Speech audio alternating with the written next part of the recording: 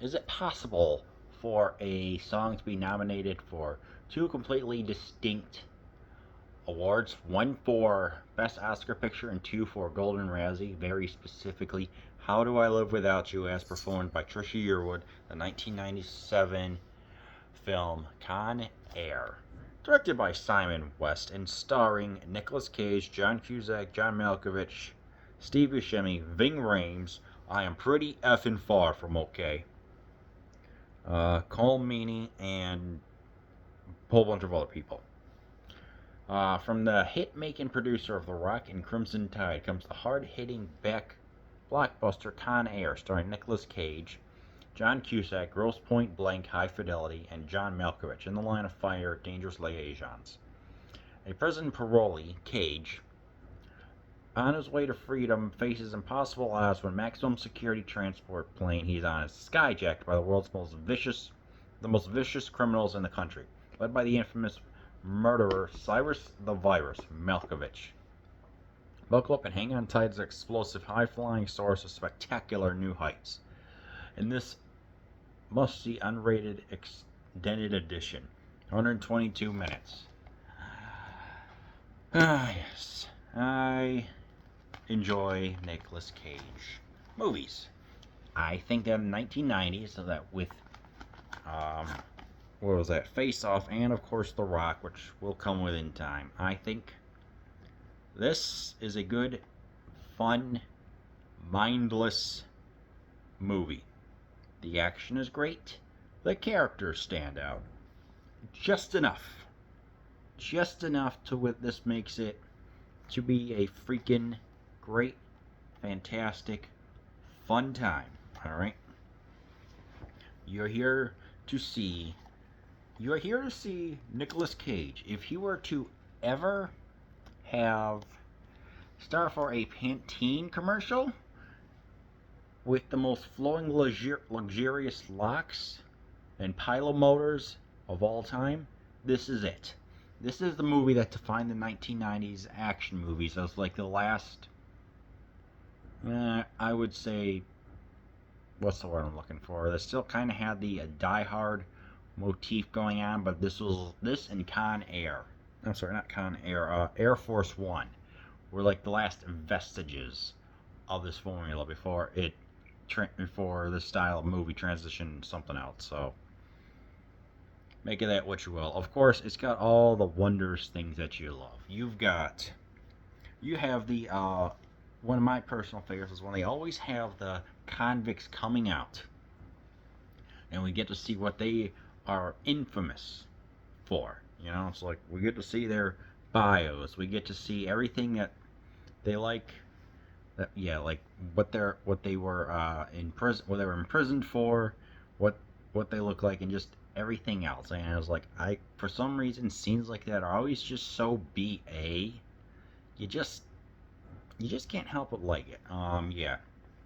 Of course, this is a Jerry Bruckheimer production, so it's like this is a movie that's going to be played on television quite a lot. So it's like there are certain scenes, like when they can exactly cut when transition to commercials. If you're going to watch this on TBS or see it on that or Spike TV or whatever, you watch it for that. It's like they say, "Ladies and gentlemen, welcome to Con Air." Cut to commercial. Or when there's a massive explosion and we're wondering what happens next, cut to commercial. That's what I noticed going on a lot, and also nostalgia critical. Let's not get into that. But anyway, and it's just like, we've got a decent amount of action scenes in here. I think that it's like when they're on that, when they're flying and all the action's going on and everything like that.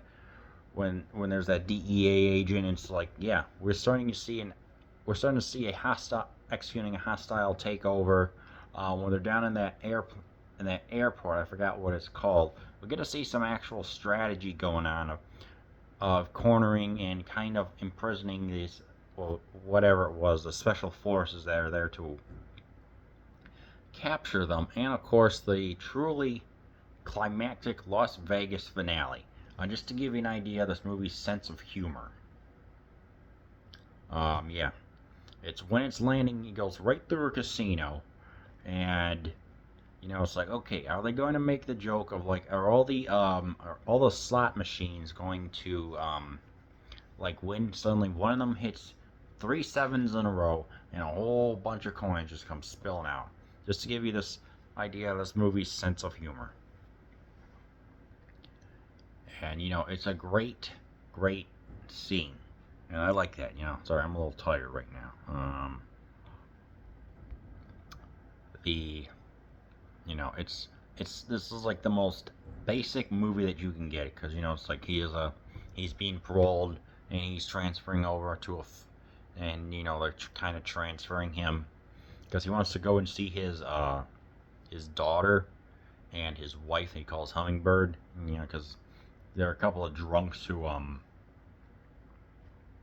beat him up, and for some stupid, what was that, leap of like the judges, like the attorney and Cameron were discussing what he said. Hey, maybe you could probably just get a couple of years, and like transition over. They're saying because you're a member of, what was that, the Rangers, you have more strength and everything. Like, hey, you get 7 to 10 years. I'm like, WTF, man, WTF.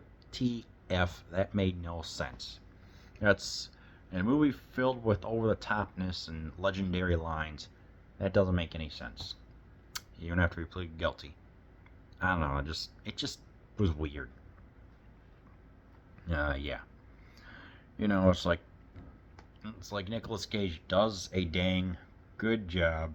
He's pretending he's subdued, but also still Nicolas Cage. So there's still some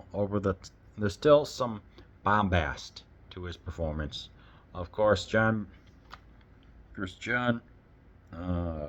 Malkovich as the kind of whiny, I wouldn't say man-child because he's very freaking smart, but when he's performing certain lines or he's walking atop the plane, my proclivities have been yada yada, something like in the penal code or something like that. You know what I'm talking about.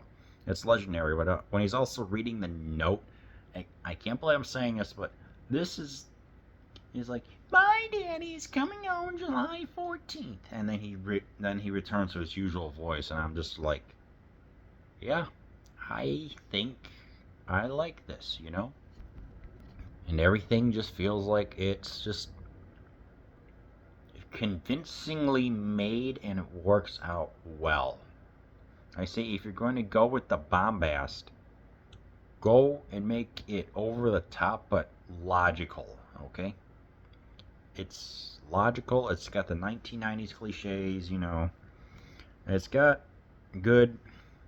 You got Ving Rhames. You got all the people, and it's like they have enough of their personalities. And heck, even Dave Chappelle is very interesting. One of the more famous scenes is that his body's dropping out of the sky. He's descending rapidly. And then there's this couple saying, "Hey, I just got a car wash," but then instantly with it, when you leave 200 feet, there's some bird caca that lands on it. Wife says, "Oh, that's just good luck, honey."